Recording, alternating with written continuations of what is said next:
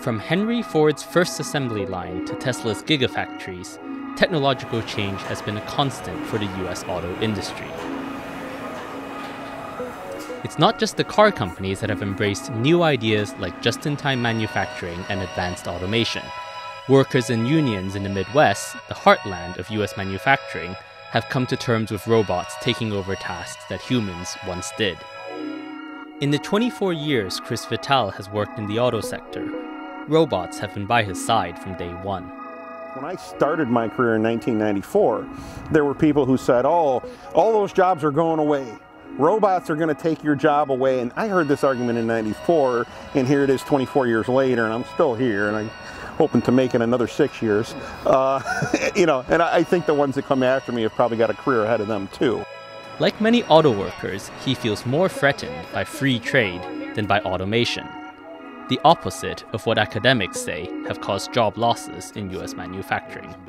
Change and technology are a constant. If I ever had a job that I thought I could get away from technology, I mean, that wouldn't exist.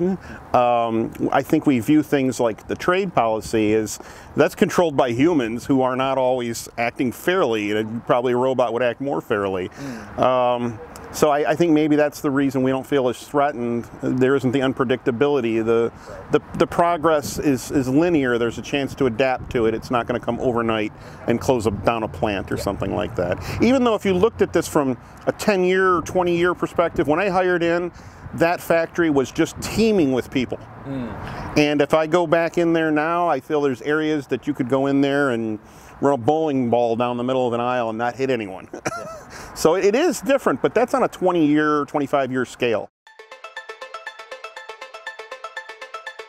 Because automation has been around for so long, the industry now has a more mature and realistic view of how far it can go.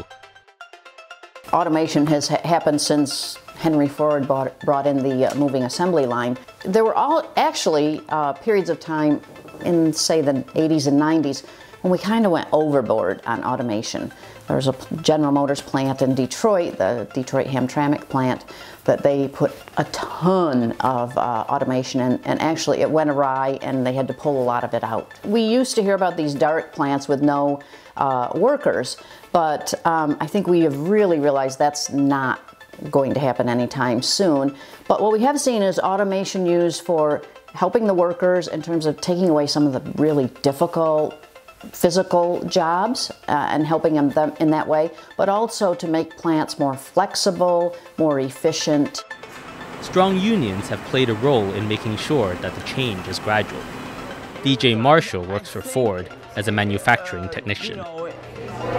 When you work for a union plant like the UAW, you worry less about that stuff just because there's more protections than just like a regular plant with just regular employment where you don't belong to a union, you know what I mean? You're usually informed of what's coming down, and it's nothing like tomorrow don't show up for work because we replace you with some robots. No. For their part, car companies are at pains to reassure workers that they aren't racing ahead to incorporate the latest technology. Jeff Davis is an engineering manager at Honda's East Liberty auto plant. AI for our manufacturing purposes definitely is not in our plan. All of our robotics are taught by a human and they are just repetitive. As long as the body is in the precise spot that it has to be in, the robot can go back in right to that precise spot. There's no auto learning, there's no auto tuning, no artificial intelligence there whatsoever. Robotics themselves actually help create jobs. We need high technical skill people to be able to teach the robots, to be able to control the robots, and to troubleshoot the robots when they go down. As artificial intelligence and software robots start to threaten white-collar professions like lawyers and accountants, Chris Vitale, who makes prototypes in Chrysler's R&D lab, says the key to staying a step ahead is to keep learning new skills. It's the longest learning curve on a job that I've ever had, and I'm still learning. Robots have gotten more reliable. So you really can't count on one breaking down. But you can count on one to break down often enough that it's opened up a whole career path into the repair. Detroit's long history of automation shows that even if machines can technically do many of the jobs that are now done by humans, the reality is that adoption can be slow and uneven.